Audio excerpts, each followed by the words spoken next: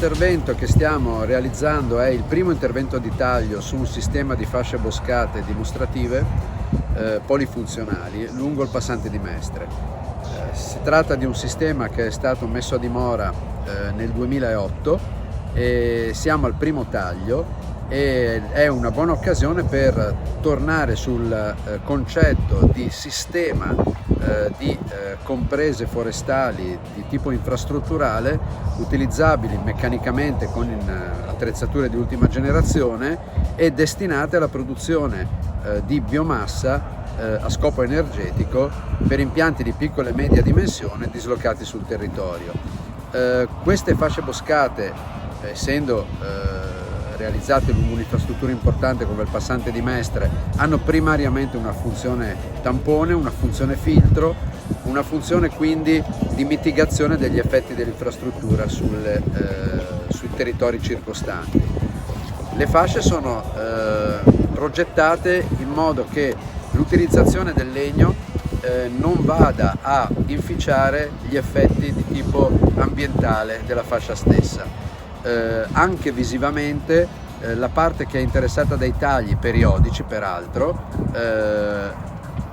è quella centrale, quella in mezzo alla fascia, in modo che sia sul lato autostrada sia sul lato abitato comunque la fascia verde resti strutturata. È importante sottolineare che queste sono fasce perenni, nel senso che tutti i tagli sono fatti su specie che sono in grado di ricacciare, e quindi la formazione di nuovo legno è costante e continua negli anni.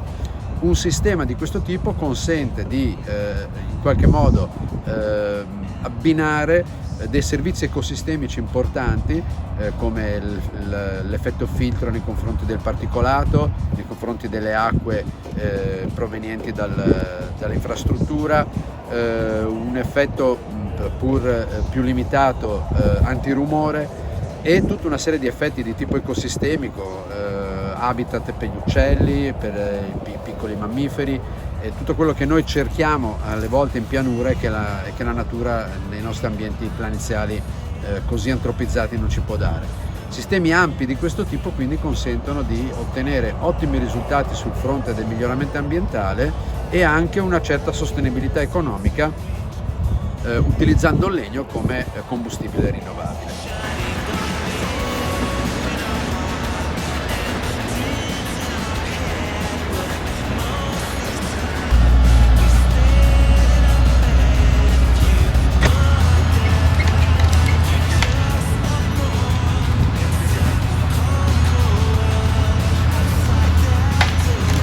Il cantiere in realtà è a elevata meccanizzazione ma abbastanza semplice come macchine.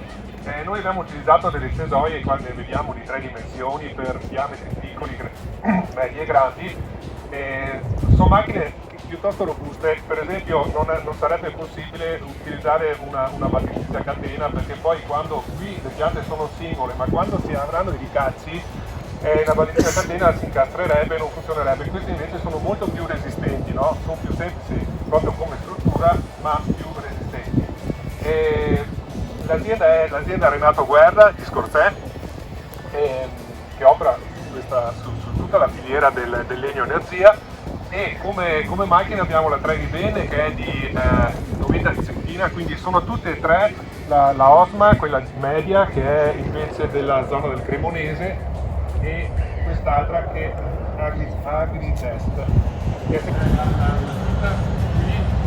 agrosystem che portava al tagliamento.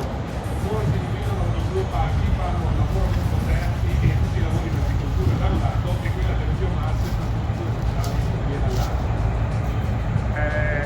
Questa è una Interland che viene fatta nel Bresciano, praticamente sempre l'implementazione italiana, che arriva fino a 50 di diametro.